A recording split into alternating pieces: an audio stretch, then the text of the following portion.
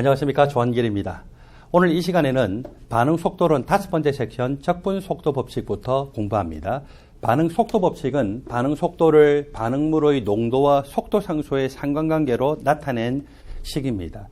그렇다면은 이번에는 속도와 농도와의 상관관계가 아니라 농도와 시간과의 상관관계로 나타내면 어떻게 해야 되느냐? 반응 속도 법칙을 시간에 대해서 적분하면 됩니다. 일반적으로 반응 속도 법칙을 표현했을 때 어떤 특정한 반응물에 대해서 0차 반응이다, 1차 반응이다, 2차 반응이다 라고 이렇게 나오는데 이것을 시간에 대해서 적분하면 각각 0차 적분 속도 법칙과 1차 적분 속도 법칙 그리고 2차 적분 속도 법칙을 구할 수 있습니다. 그리고 적분 속도 법칙을 구하고 난 다음에는요, X축을 시간으로 놓고서 Y축을 농도로 놓거나 농도의 로가리즘 값으로 놓거나 농도의 역수값으로 놓으면은 직선 그래프를 구할 수가 있습니다. 즉, 적분 속도 법칙은 크게 두 가지 의의가 있다는 거죠.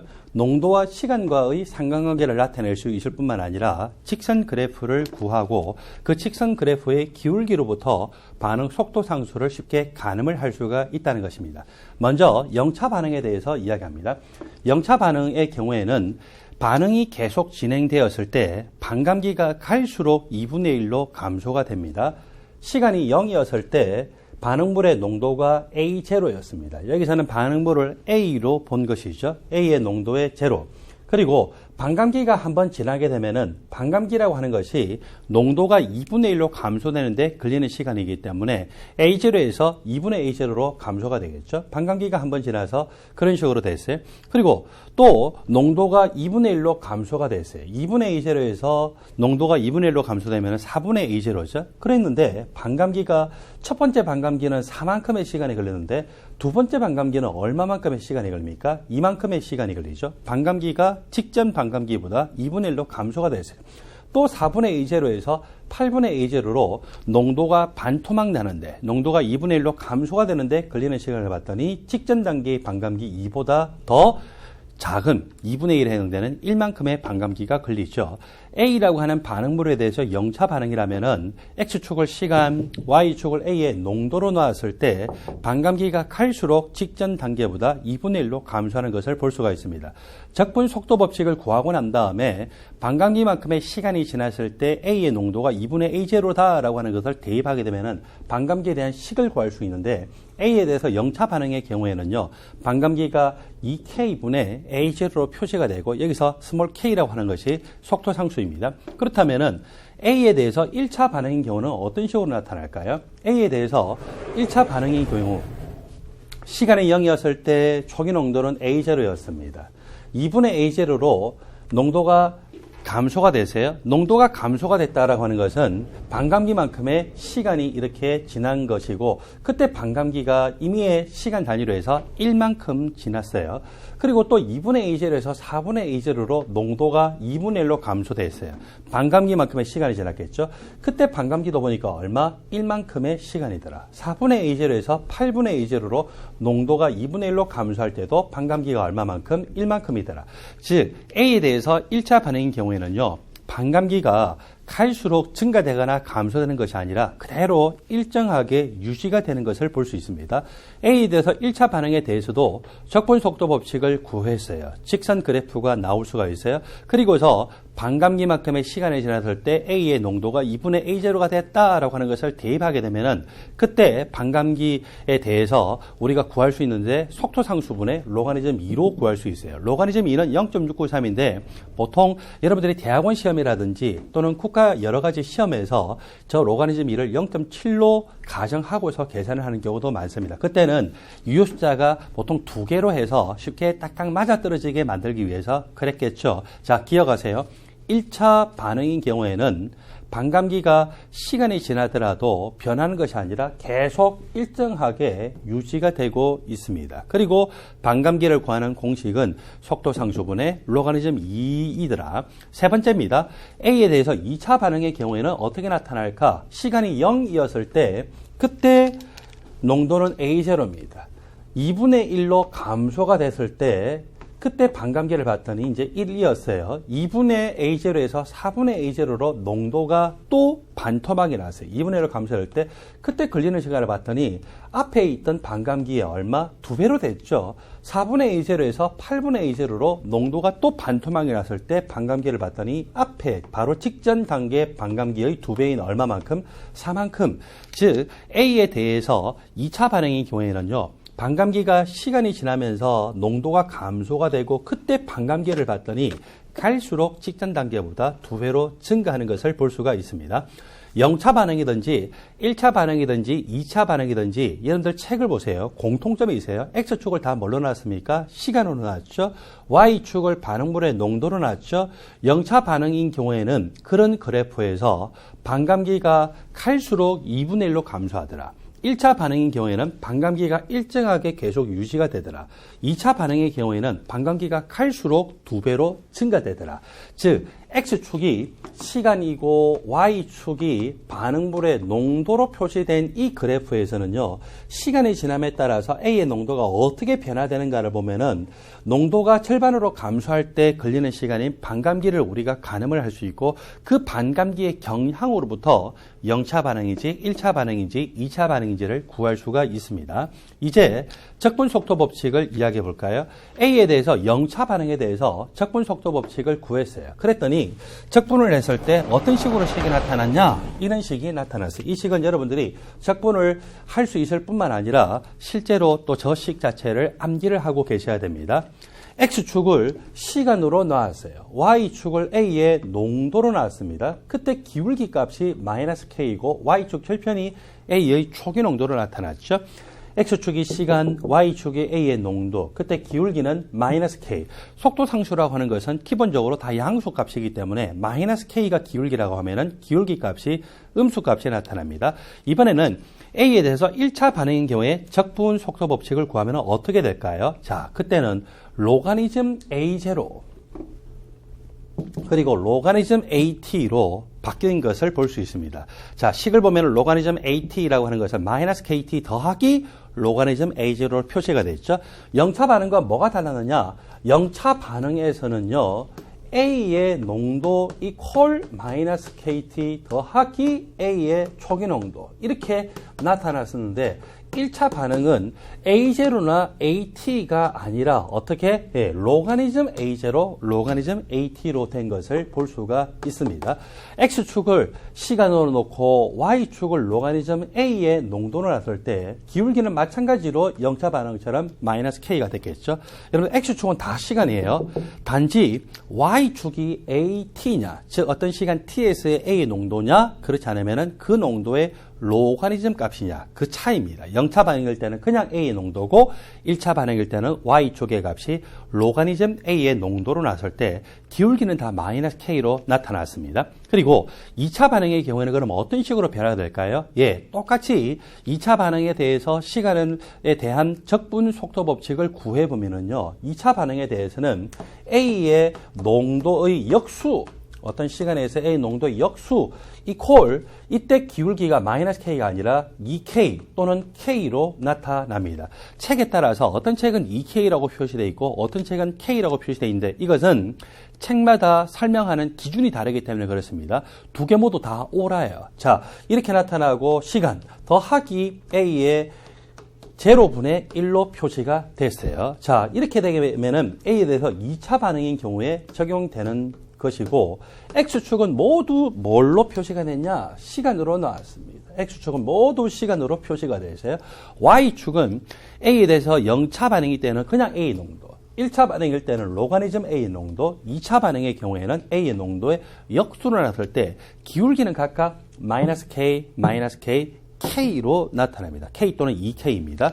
그래서 여러분들 교재 이 A에 대해서 2차 적분 속도 법칙을 구했을 때 그때 기울기가 어떤 식으로 나타났냐?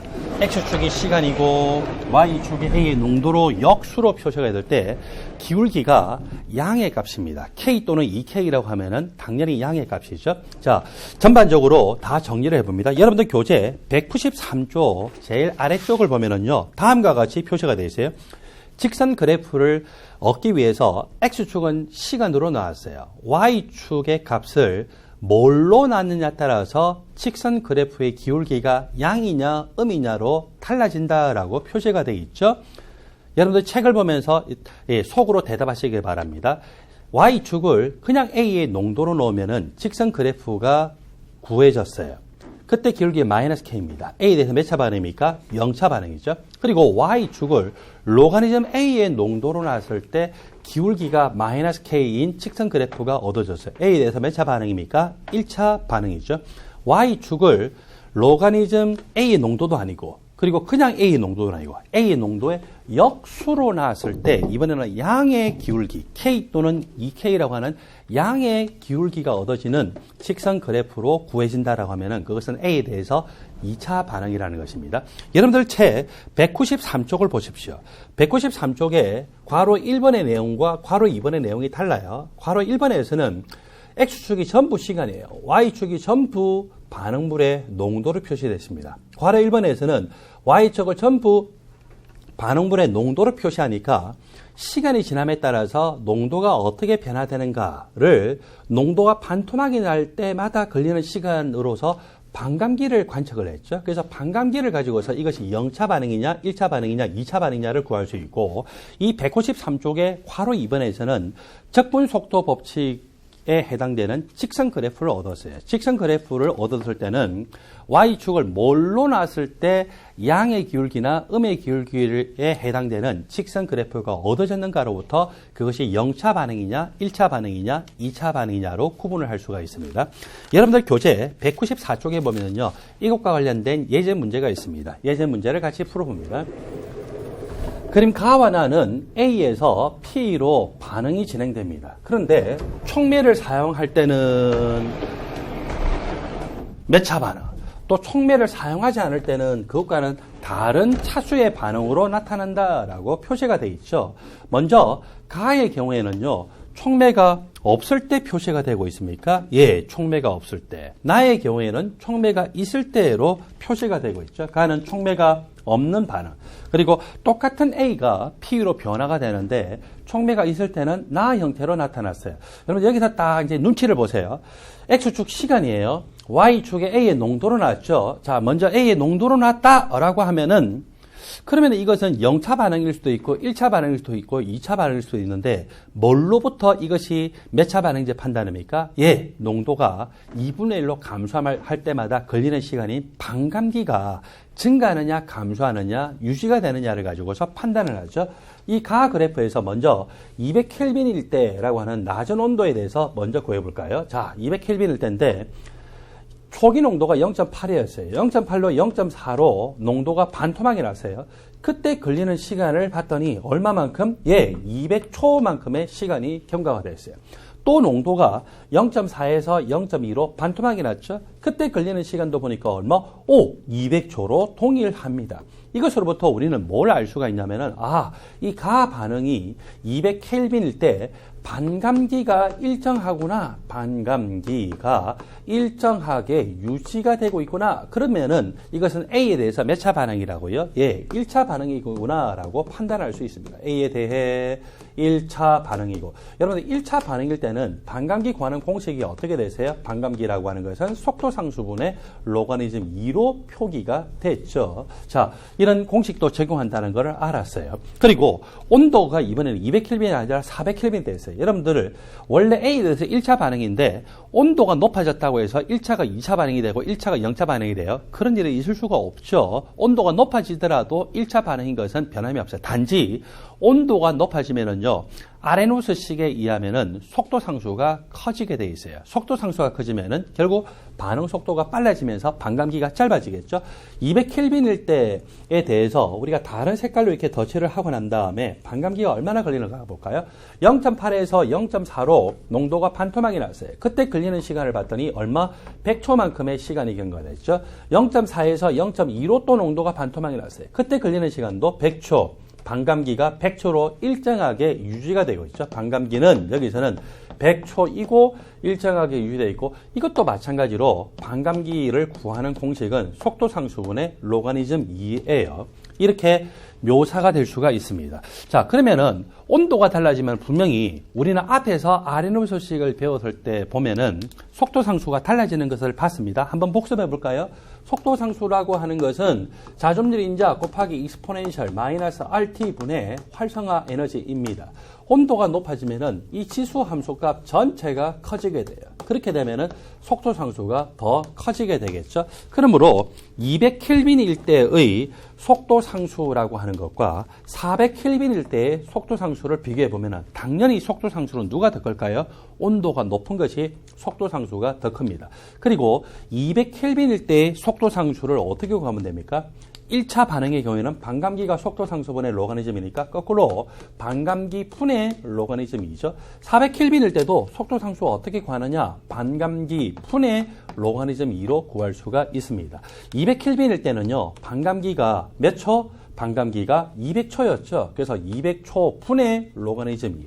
400켈빈일 때는 그 반감기가 100초로 더 짧았어요. 그래서 100초 분의 로가리즘 2로 나타나고 200초분의 로가리즘 2보다는 100초분의 로가리즘 2가 분자는 똑같은데 분모가 더 작은 값이기 때문에 당연히 그 속도상수가 더 크죠. 그래서 우리가 아레노비스식에서 알고 있는 것과 잘 부합이 되고 있는 것을 알 수가 있습니다. 자, 그렇게 해서 기억의 내용을 우리가 풀게 되는데 기억, 여러분들 해설 내용을 바로 보세요. 195조 보기 기억에 대한 해설이 그대로 펼쳐져 있습니다. 200켈빈에서 속도상수를 구했더니 200켈빈에서는 속도상수가 반감기 분의 로가리즘이고 200초 분의 로가리즘이라고 하는 거죠. 단위는요, 분모에만 초가 있어요. 그래서 이걸 우리가 표시를 할 때는 어떻게 더 표시하냐면은 200초 분의 로가리즘 2. 그리고 분모에 초 있는 것을 이렇게 분자처럼 표시할 때는 리스프로칼 이렇게 표시를 하죠. 이게 역수다라고 하는 의미이거든요. 따라서 여기 이 문제에 대한 보기의 기억의 설명은 옳구나라고 하는 것을 볼 수가 있습니다. 이번에는 나 그래프에 대해서 한번 해석을 해볼까요? 나 그래프를 딱 봤더니 나 그래프는 직선 그래프가 얻어졌어요. 직선 그래프가 얻어졌고 여러분들 직선 그래프가 얻어지면은 일단 뭐부터 생각해야 됩니까? 아, 이게 적분 속도 법칙을 구한 게 아니냐라고 볼 수가 있죠. A에 대해서 0차 반응일 수도 있어요. 또는 A에 대해서 1차 반응일 수도 있어요. A에 대해서 2차 반응일 수도 있어요. 우리는 바로 앞에 페이지에서 뭐를 배웠냐면은 이 0차 반응이든 1차 반응이든 2차 반응이든 간에 적분 속도 법칙을 구할 때 X축은 똑같이 다 시간이었어요. 자, Y축을 0차 반응일 때는 뭘로 넣었습니까? A의 농도죠. 1차 반응일 때는 로가리즘 A의 농도입니다. 2차 반응일 때는 A의 농도의 역수로 나왔을 때 각각 기울기 값이 어떻게 되냐? 0차 반응은 마이너스 K라고 하는 음수 값이 나타납니다. 1차 반응은 Y축의 값을 로가리즘 A로 나왔을 때 기울기가 마이너스 K라고 하는 마찬가지로 음수값이 나오죠. 2차 반응의 경우에는 Y축을 A의 농도의 역수로 나왔을 때 기울기 값이 K 또는 2K라고 하는 양수값이 나오게 돼 있어요. 여기서는요. Y축의 값이 A의 농도로 표시되어 있고 음의 기울기를 나타냈으니까 이것으로부터 우리는 나 반응에서는 A에 대해서 몇 차 반응이라고요? 예, 0차 반응이구나 라고 알 수가 있습니다. 나 반응은 바로 A에 대해 0차 반응이다. 촉매를 쓰지 않았을 때는 A에서 프로덕트 P로 변화가 될 때 1차 반응인데 촉매를 썼더니 1차 반응이 아니라 0차 반응이 된 것을 볼 수 있죠. 자, 이 문제에서는 하여튼 그렇게 전개가 되고 있습니다. 그리고서 보기 2연에 보니까 나 반응에서의 활성화 에너지 값을 구하라고 했는데 우리는 아레노비스식에서 뭘 배웠냐면요. 서로 다른 두 온도에서의 속도 상수를 알고 있으면은 아레노비스식의 로가리즘 값을 취한 것에다가 대입을 해서 쉽게 활성화 에너지를 구할 수 있다라고 배웠었습니다. 일단 0차 반응이고 0차 반응의 경우에는 반감기가 어떻게 된다라고 했어요? 여러분들 이 문제의 해설에 보면은 각각 1차 반응과 2차 반응에서 반감기를 구하는 공식이 어떻게 유도가 되는가가 전개가 되기 때문에 그걸 참고해서 보도록 하시고 하여튼 여기서는 이 반감기라고 하는 것이 2K분의 A의 초기 농도다라고 표시가 될 수가 있죠. 여기서는 초기 농도가 모두 얼마로 표시가 되어 있냐면은 0.8로 표시가 되어 있어요. 그래서 0.8부터 시작하는 것을 볼 수가 있죠. 자, 0.8부터 시작이 되고, 그러면 여기서 속도 상수를 구하라 라고 하면은 속도 상수는 똑같이 0.8부터 시작이 될 때 어떻게 구하냐? 반감기하고 속도 상수를 서로 이항을 하게 되면은 2 곱하기 반감기 분의 A의 초기 농도. A의 초기 농도는 시간이 0이었을 때를 기준으로 해서 0.8을 대입을 하면 되겠죠. 200켈빈일 때는 그때 농도가 0.8에서 0.4로 반토막이 나는데 걸리는 시간이 40초예요. 그런데 400켈빈일 때는 이 0.8에서 0.4로 농도가 반토막이 나는데 걸리는 시간 얼마? 30초이죠. 온도가 높으면 높을수록 반응 속도가 빨라서 반감기가 더 짧을 거라는 것은 우리가 쉽게 알 수가 있는데, 여기서는 각각 이 200켈빈일 때 반감기가 40초, 400켈빈일 때 반감기가 30초인 것을 볼 수가 있습니다. 여러분들 이 교재 195쪽에 보면은 이 해설의 내용이 있습니다. 보긴 이연에서 결국 200켈빈일 때는요, 농도가 0.8이고 반감기가 40초, 그리고 400켈빈일 때는 농도가 0.8이고 반감기가 30초, 이렇게 구했더니 200켈빈일 때 속도 상수는 얼마? 80초 분의 0.8. 400켈빈일 때는 속도 상수 값이 60초 분의 0.8로 나왔습니다. 서로 다른 두 온도에서의 속도 상수를 알고 있으면은 아레누스식에다가 대입을 하죠. 그래서 아레누스식 대입합니다. 로가리즘 속도 상수라고 하는 것은 마이너스 R분의 활성화 에너지가 곱하기 T분의 1 더하기 로가리즘 A라고 하는 이 공식은 아레누스식 속도 상수 이퀄 자중질인자 곱하기 익스포넨셜 마이너스 RT분의 활성화 에너지라고 하는 이 공식에서 양변을 로가리즘 값으로 취해서 구한 공식이고, 이 공식에다가 대입을 하는 거예요. 라지 T1일 때 속도 상수 스몰 K1, 그리고 라지 T2일 때 속도 상수 스몰 K2를 대입을 하죠. 여기서는 라지 T1일 때 속도 상수 로가리즘 K1 이퀄 마이너스 R분의 활성화 에너지 곱하기 T1분의 1 더하기 로가리즘 A, 또 라지 T2일 때 대입하면 로가리즘 K2 이퀄 마이너스 R분의 활성화 에너지 곱하기 T2분의 1 더하기 로가리즘 A이고, 좌변은 좌변끼리 빼고요, 우변은 우변끼리 빼면은 로가리즘 A라고 하는 것이 소구가 됐었죠. 그래서 좌변은 로가리즘 K2분의 K1, 또 우변은 마이너스 R분의 활성화 에너지가 있는 거에서 위에서 밑에 거를 빼게 되면은 이런 식으로 나타납니다. 여기서 T1이라고 하는 것을요, 200켈빈이라고 하고, 그때 속도 상수가 이 값이었죠. 또 T2라고 하는 것을 400켈빈이라고 놓으면은 그때 속도상수 K2가 이 값이었어요. 그래서 그렇게 해서 계산을 했더니 전체적으로 활성화 에너지 값은 로가리즘 3분의 4 곱하기 400 곱하기 기체 상수 값이 나옵니다. 기체 상수 값이 여기서는 활성화 에너지 값, 에너지라고 하는 줄 단위로 나오는 어떤 값을 구하는 거기 때문에 8.3145 줄 per 켈빈 모를 대입을 하죠. 게다가 그렇게 구했더니 보기 니은의 설명이 옳습니까? 예, 니은의 설명이 옳습니다. 그리고 디귿, 나에서 반감기는 A의 초기 농도에 어떻게 되냐라고 했고, A에 대해서 나에서는 0차 반응입니다. 그때 반감기는요, 초기 농도하고 서로 무슨 관계입니까? 비례 관계죠. 반비례 관계가 아닙니다. 디귿에서는 반비례 관계라고 잘못 표기가 되어 있기 때문에 디귿의 설명이 틀렸습니다. 194쪽의 예제 문제에서는 보기 키역과 니은 두 개가 옳기 때문에 답은 3번입니다. 여러분들 교재 196쪽으로 갑니다. 이제 196쪽부터는 화학 평형과 관련된 내용에 대해서 공부를 하게 됩니다.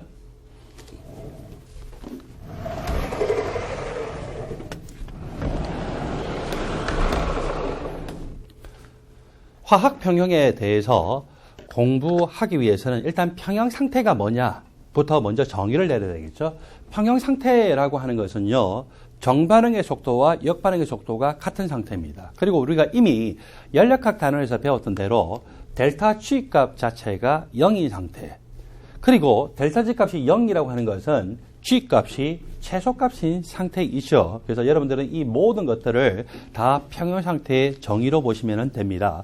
여기서는 반응 속도론과 관련해서 정의를 다시 한번 생각해 보면은 정반응의 속도와 역반응의 속도가 같은 상태가 평형 상태입니다. 자, 어떤 반응의 시작이 될 때 처음에 정반응이 진행이 된다라고 하면 그것은 최초 상태에서 반응물만 존재했다는 거죠. 그래서 시간이 0이었을 때 반응물만 존재했었습니다.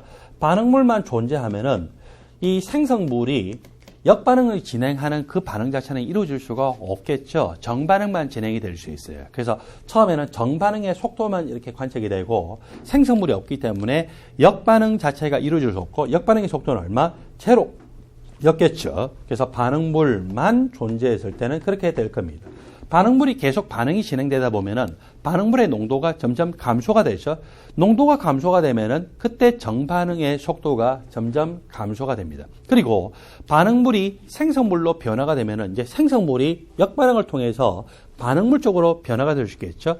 처음에는 생성물이 없었기 때문에 역반응의 속도가 제로였는데 이 반응물로 또 생성물로 넘어갔기 때문에 생성물이 역반응함으로써 반응물 쪽으로 넘어가는 그 속도는 가면 갈수록 더 빨라진 거예요. 왜 그래요? 정반응이 진행되면서 반응물에서 생성물로 더 많이 진행됐을 거기 때문에 그렇겠죠.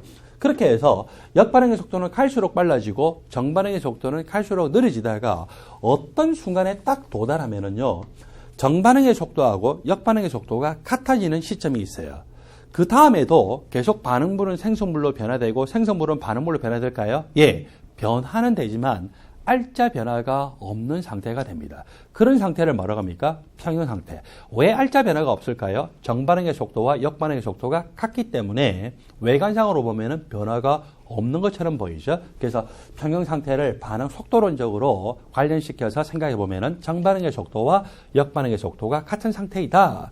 저렇게 반응물들 그리고 생성물들의 각각 반대편으로 변화되는 속도를 가지고서 여러분들이 볼 수가 있습니다.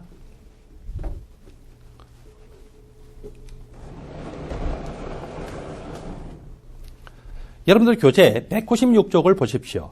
196쪽에 책 펼친 수업박스 바로 위에 화학평형은 동적 평형 상태이다 라고 하는 표현이 나오죠. 평형 상태는 외관상으로는 알짜 변화가 없지만 계속 반응물은 생성물로 변화가 되고 생성물은 반응물로 변화가 되죠. 계속 움직여요, 안 움직여요? 예, 계속 움직여요. 단지 알짜 변화가 없을 뿐이에요. 따라서 평형 상태는 그 앞에 동적이라는 표현이 있든지 없든지 간에 항상 동적이에요. 항상 동적입니다. 그러면은 이렇게 반응물 생성물들 간의 동적 평형 상태는 우리가 화학 평형에서 이렇게 이야기를 하는 건데, 화학 평형 즉 물질이 변화가 되는 건데 물질의 구조가 변화가 되는 것이 아니라 H2 액체가 H2 기체로 기화가 된다든지 또 H2 기체가 H2 액체로 다시 응축이 되는 그런 상평형도 마찬가지일까요? 예, 마찬가지예요. 상평형이든지 또는 물질이 변화가 되는 화학평형이든지 평형이라는 말이 나오면은 항상 평형 상태는 외관상으로는 변화가 없지만 실제로는 가는 물질, 오는 물질이 있고 단지 가는 속도와 오는 속도가 같은 상태이고 모든 평형이라고 하는 용어에는 동적이다라고 하는 표현을 쓸 수가 있죠. 물질 변화에 대해서는 우리가 특별히 화학평형이라는 표현을 많이 쓰고 물질의 상이 변화될 때 액체가 기체로 변화되고 기체가 액체로 변화되는 페이스, 상이 변화될 때 그때 평형 상태를 상평형이라고 하는데 공통점이 다 있어요. 가역적이라는 것이죠. 즉 반응물에서 생성물로 가고 생성물에서 반응물로 오는 겁니다. 또 액체에서 기체로 가고 기체에서 액체로 서로 왔다 갔다 하는 거죠. 그걸 우리가 리버스블하다, 가역적이다라고 표현합니다. 그 다음에 동적이죠. 끊임없이 왔다 갔다 해요. 지금 평형에 대해서 이야기합니다. 그리고 평형의 위치는 어디로부터 시작할 수 있어요? 반응물만 처음에 내버려둬도 반응물이 생성물로 변화돼요. 또 생성물이 반응물로 변화되다가 나중에 보면은 반응물과 생성물이 적당하게 공존하는 평형 상태에 도달하죠. 또는 처음에 생성물만 존재해도 반응물로 변화되면서 결국 어떻게 돼요? 반응물과 생성물이 공존하는 평형 상태에 도달합니다. H2 액체만 내버려둬도 결국 이것이 기화가 되어서 H2 기체와 액체가 공존하는 평형 상태에 도달하고 H2 기체만 존재해도 결국 이것이 응축이 돼서 H2 액체와 H2 기체가 공존하는 평형 상태에 도달하죠. 즉 평형의 위치라고 하는 것은 양쪽 중에 어디로부터도 출발해서 동일한 평형 상태에 도달할 수 있다라고 하는 것입니다. 여러분들 교재 196조 밑에 보니까 이번에 책 펼친 소제목 모든 화학 반응은 평형 상태에 도달할 때까지만 자발적으로 진행된다라고 표시가 되어 있죠. 자, 이것은 우리가 연력학을 공부하면서 이미 공부를 했던 내용인데 제일 왼쪽 것은 순수한 반응물입니다. 순수한 반응물의 현재 상태가 가까워요. 이렇게 되면은 이 현재 상태에 있는 이 물질이 완전히 순수한 생성물로 변화될 때까지, 제일 오른쪽에 있는 순수한 생성물로 변화될 때까지 변화될까요? 그렇지는 않아요. 항상 모든 물질의 변화나 모든 변화의 방향은요, 언제까지 자발적으로 계속 진행되냐면은 깁스 자유에너지 값이 가장 낮은 상태, 즉 평형 상태에 도달할 때까지만 자발적으로 진행되죠. 그래서 지금 현재 위치가 분명히 순수한 반응물에 가까운 상태인데 시간이 한참 지나 보면은 순수한 생성물로 다 변화돼 이쪽 끝까지 간 게 아니에요. 깁스 자유에너지 값이 최소인 상태, 델타 G 값이 0인 상태 또는 평형 상태에 도달할 때까지만 저렇게 자발적으로 변화가 됐다는 것입니다. 여러분들 교재 196쪽에 있는 내용에서 한 가지만 기억하세요. 평형 상태는 정반응의 속도와 역반응의 속도가 같은 상태입니다. 그리고 모든 변화의 과정은 평형 상태에 도달할 때까지만 자발적으로 진행됩니다. 여러분들 교재 197쪽에서는 평형 상수라고 하는 것이 나옵니다. 라지 A라고 하는 물질과 라지 B라고 하는 물질이 반응해서 라지 C와 라지 D로 변화가 됩니다. 그리고 이 균형화학 반응식에서의 small a, b, c, d는 개수죠. 균형화학 반응식에서의 개수라고 하는 것은 이 반응물 생성물들의 몰 수비를 정확하게 나타내고 있습니다. 그때 평형 상태에 도달했을 때, 즉 정반응의 속도와 역반응의 속도가 같을 때 반응물의 농도곱분의 생성물의 농도곱의 비를 평형 상수라고 표현합니다.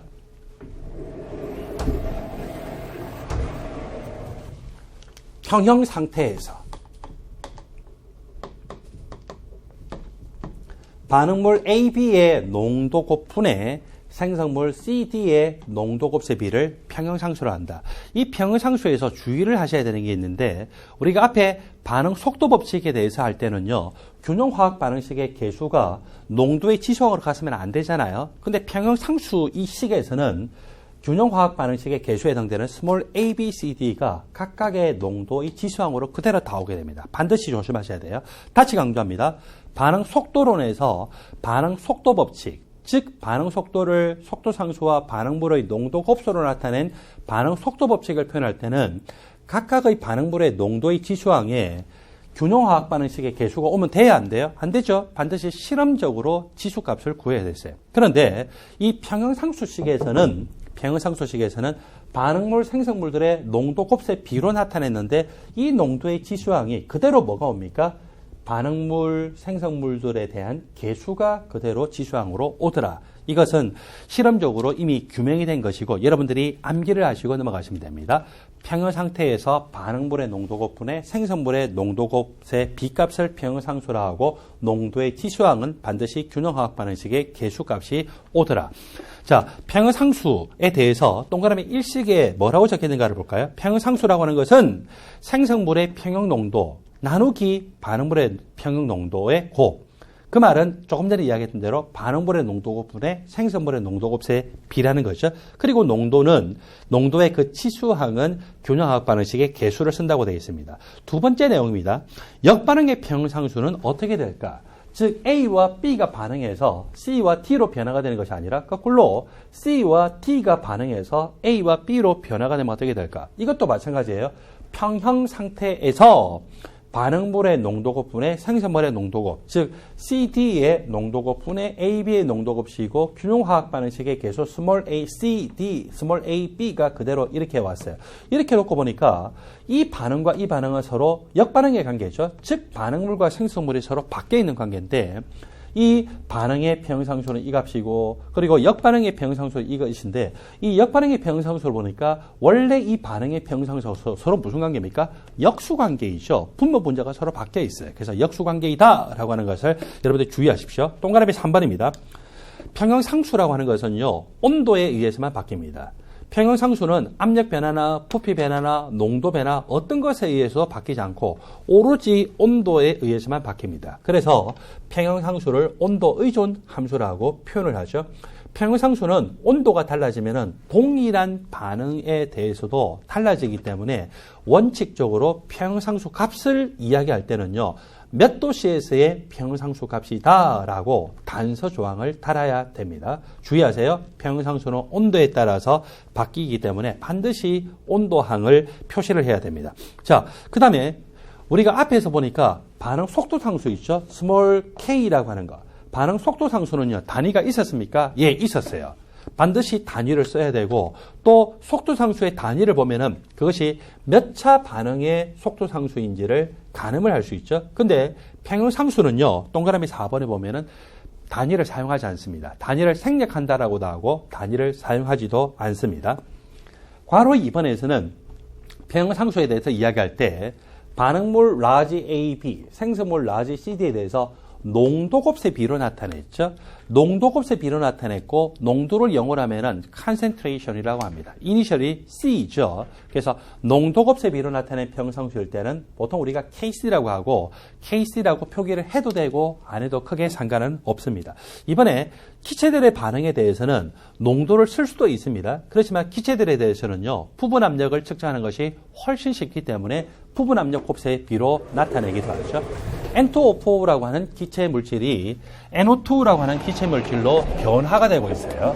자, 이렇게 변화가 되고 있을 때 평형 상태에서 반응물의 기체 부분 압력의 곱분의 생성물의 기체 부분 압 곱세 비, 이것이 또 평형상수가 되는데 부분 압력 곱세 비로 나타내기 때문에 이 평형상수를 우리가 프레셔를 의미하는 이니셜을 써서 KP라고 이야기하죠.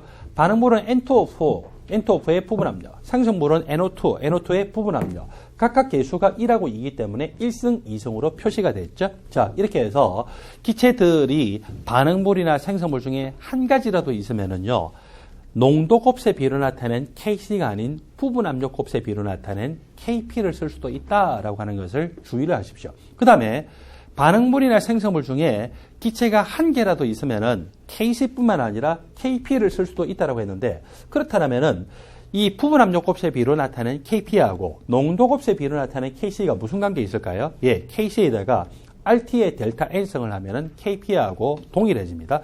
그리고 이 델타 N이라고 하는 것은요, 생성물 기체입니다.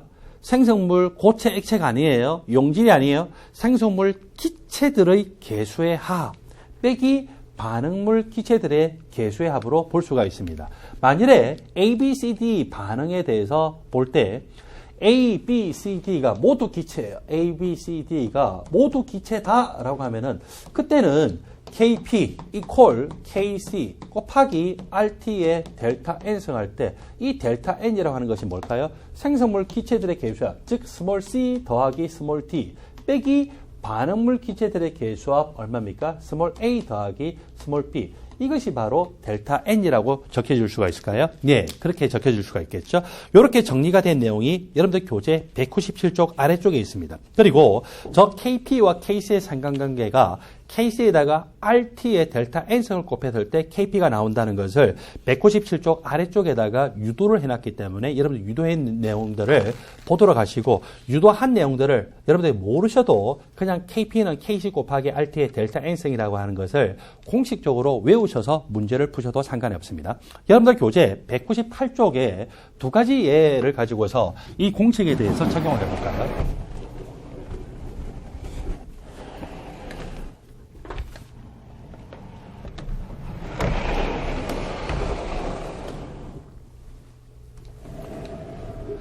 첫 번째 예입니다. N2O4 기체가 반응을 해서 NO2 기체로 쪼개지고 있어요. 1몰의 기체가 쪼개져서 2몰로 변화가 되고 있는데, 델타 N이라고 하는 것은 기체 생성물의 개수 합 빼기 기체 반응물의 개수 합이죠. 생성물의 개수 합은 2입니다. 반응물의 개수 합은 1이에요. 따라 델타 N이 1이죠. 그러므로 이 공식에 의해서 KP라고 하는 것은 KC 곱하기 RT의 1승이니까 즉 RT 이렇게 유도가 될 수 있습니다. 그리고 예 2번을 보니까 어떤 온도 조건에서는 HI도 기체입니다. I2도 기체예요. H2는 당연히 이제 기체인데 어떤 온도 조건인지 모르지만 하여튼 어떤 온도 조건, 충분히 높은 온도 조건에서 I2와 HI가 모두 기체입니다. 자, 이렇게 반응을 할 때 델타 N을 구하라라고 하면은 기체 생성물의 개수합은 2죠. 기체 반응물의 개수합은 1 더하기 1이니까 또 2예요. 2 빼기 2니까 얼마입니까? 제로죠. RT에 0성을 하면은 이것은 1이 되겠죠. 따라서 이 경우에는요, KP하고 KC 값 자체가 동일하게 될 것이다 라고 쉽게 알 수가 있습니다. 여러분들 교재 198쪽 아래쪽을 보면은 불균일 평형에 대해서 이야기를 하고 있어요. 우리가 용액 단원에서 균일하다, 불균일하다라고 하는 것에 대해서 배운데, 균일하다라고 하는 것은 모든 물질들이 어느 부분을 보더라도 항상 몇 대 몇 또는 어떤 농도 이렇게 하면서 농도 값이 항상 일정한가, 그것을 우리가 균일 혼합물이라고 하고, 또 불균일 혼합물이라는 것은 취하는 부분에 따라서 농도가 다르다는 거죠.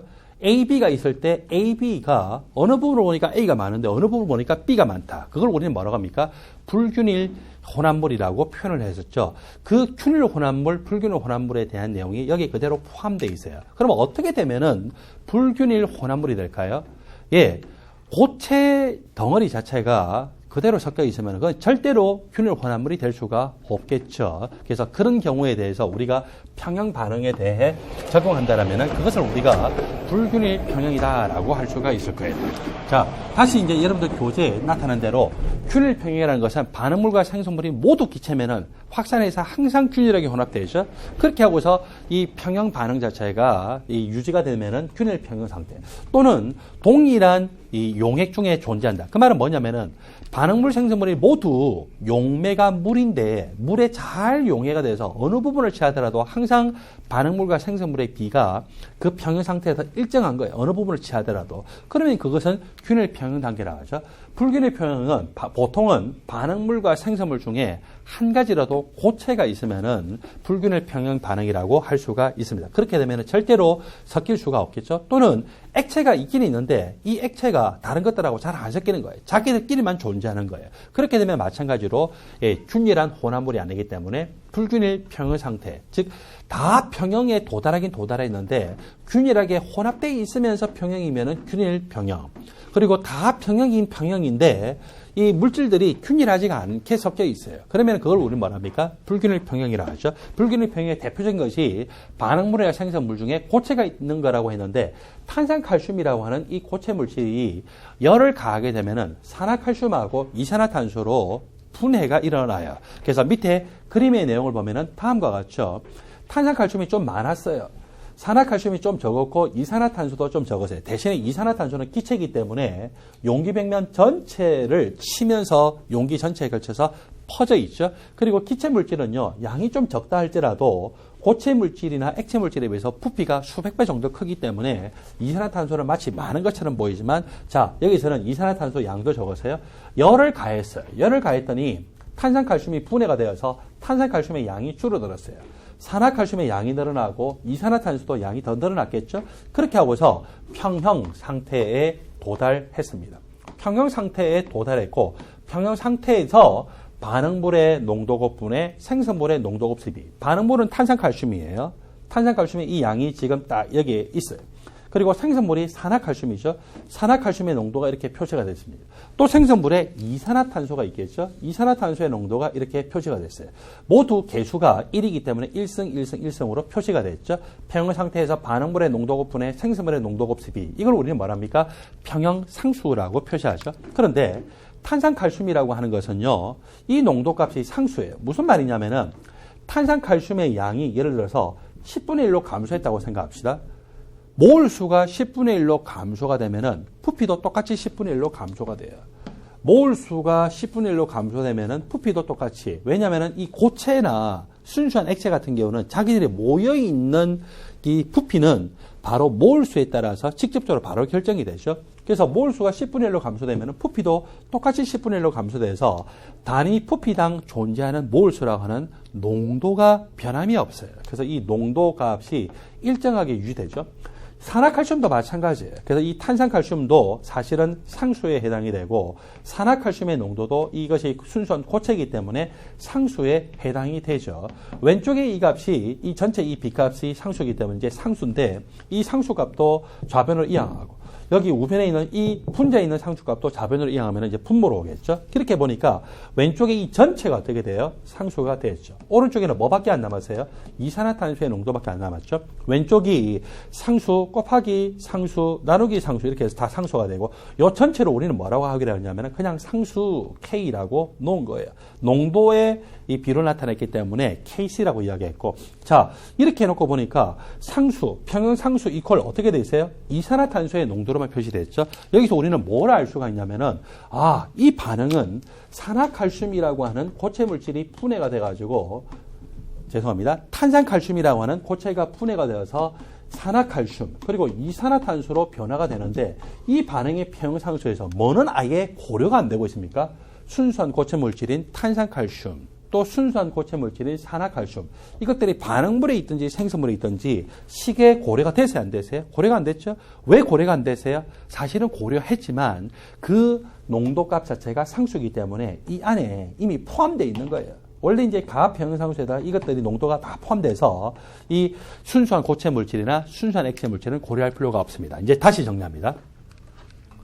균일 평형 상태, 즉 평형 상태인데 고체 물질이 존재하거나 순수한 액체 물질이 존재할 때는 그것들의 농도는 이 평형상수식에 적어야 안 적어요?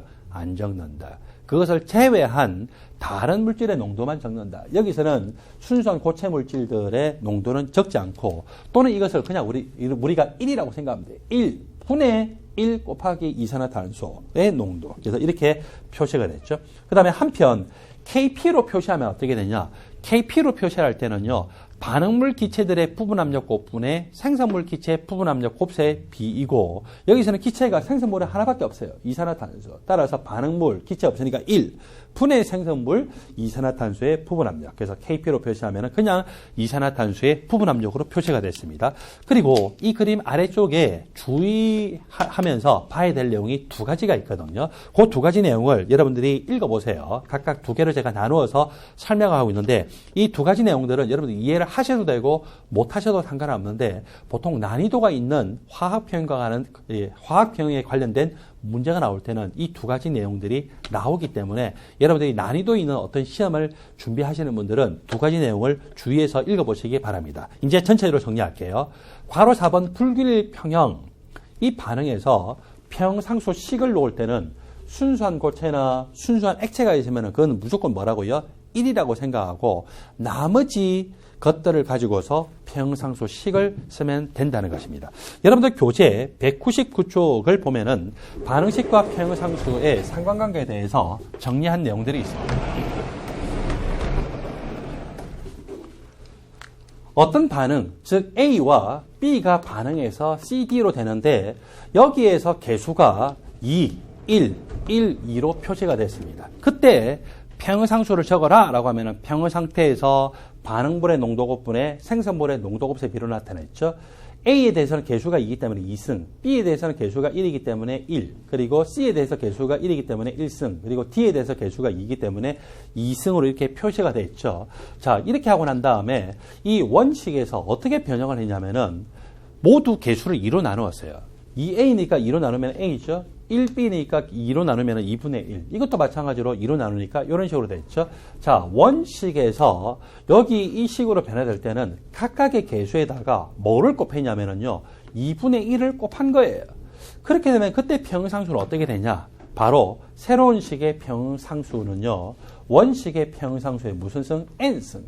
그래서 이렇게 2분의 1 곱하든지 무슨 수를 곱했을 때 원식의 평형상수 요거에 대해서 이 평형상수에서 얼마나 하면 됩니까? 개수를 모두 2분의 1로 곱했으니까 2분의 1승을 하면 되죠. 2분의 1승을 하면은 그러면은 이 반응의 평형상수가 돼요. 실제로 그런지 안 그런지를 봅시다. 자, 이 반응의 평형상수를 구하라. 평형 상태에서 반응물의 농도 곱분의 생성물의 농도 곱이고 개수가 각각 1승 1, 2분의 1, 2분의 1 그리고 1이기 때문에 1승, 2분의 1승, 2분의 1승, 1. 이렇게 하니까 어때요? 요 평형상수에다가 전체에다가 2분의 1승한 거하고 똑같이 나왔죠. 자, 두 번째 변형한 걸 볼까요? 원식이 이 식이고 원식이 이 식에서 이 식으로 변화되기 위해서는 이제 어떻게 변화되면 될까요?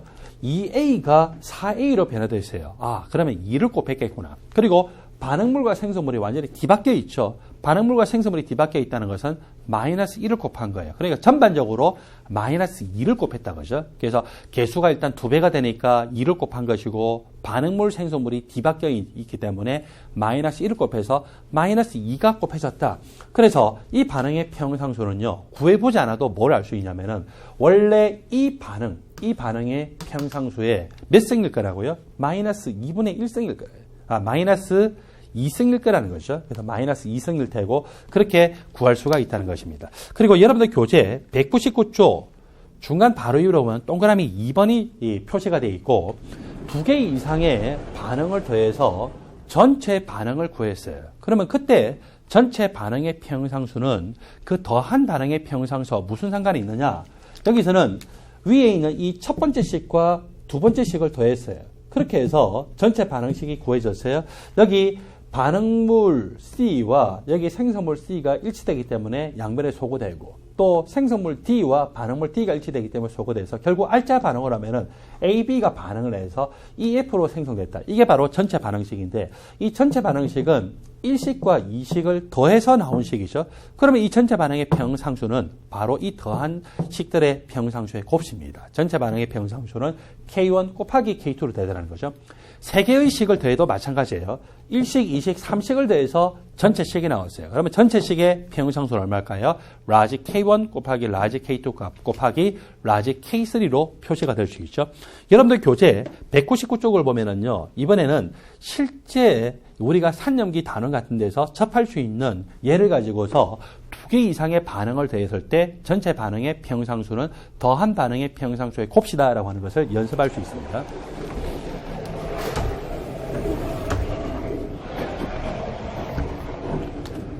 세 번째 예입니다. 전체 반응을 먼저 볼까요? 아세트산이라고 하는 약산이 있습니다. 그리고 수산화이온이라고 하는 강산이 있어요. 이 수산화이온은 NaOH를 말하는 것인데 수산화이온은 강염기이고 NaOH를 말하는 것이고 NaOH와 같은 강염기는 수용이 중에서 100% 이온화되어서 소듐이온 따로 존재하고 수산화이온 따로 존재하죠. 자, 이 약산과 강염기가 반응해서 결국 물을 생성하고 약산은 H+를 떼주고 나면 아세트산 이온 그리고 이 강염기 수산화이온은 이 H+와 반응하면서 물을 생성하는 것으로 끝났죠.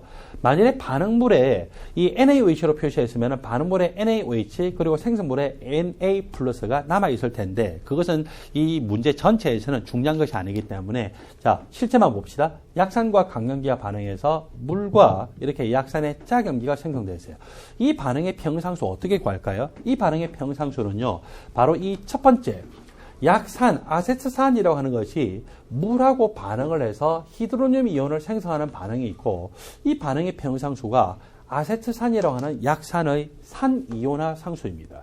그리고 물의 이 자체 이온화 반응은 바로 이렇게 물끼리 서로 반응을 해서 히드로늄 이온과 수산화 이온을 생성하는 건데 자, 이 반응은 물의 자체 이온화 반응이에요. 물의 자체 이온화 반응이 역반응이에요.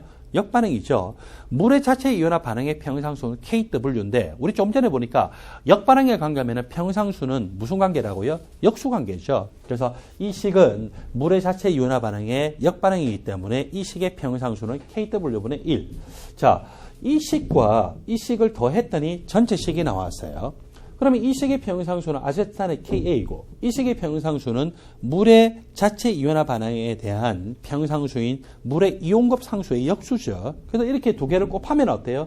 전체 반응의 평상수가 구해줄 수 있다. 그래서 이 반응의 평상수를 구하려면은 우리가 Ka도 알고 KW도 알기 때문에 자 이것은 물의 자체 이온화 반응의 역반응이기 때문에 KW분의 1 그리고 이것은 아세트산의 산 이온화 상수값 해서 두 개를 더해서 나왔기 때문에 이것과 이것의 곱이 바로 이 반응의 평상수다라고 구할 수 있습니다.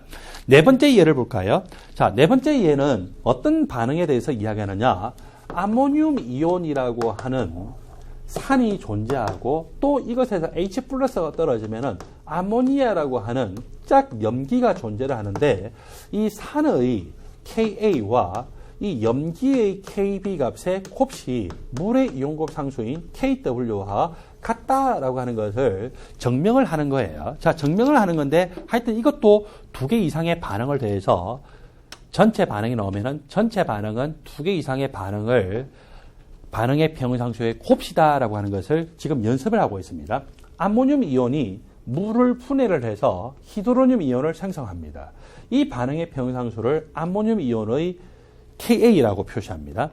그리고 이것과는 달리 이번에는 암모니아라고 하는 것, NH3라고 하는 암모늄 이온과 서로 무슨 관계입니까? 짝산짝은 관계죠.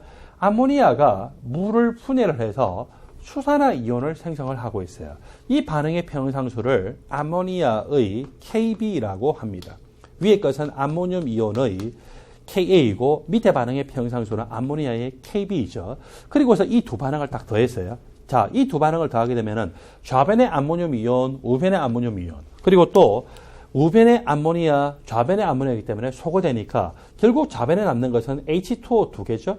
그리고 생성물을 보니까 히드로늄 이온과 수산화 이온이 남았어요. 여러분들 이 반응은요, 바로 물끼리 반응을 해서 물끼리 자체 이온화 반응함으로써 히드로늄 이온과 수산화 이온을 생성하는 반응이죠. 이 반응의 평상수는 뭘까요? 바로 물의 이온곱 상수입니다. 물의 이온곱 상수예요. 물의 자체 이온화 반응하니까.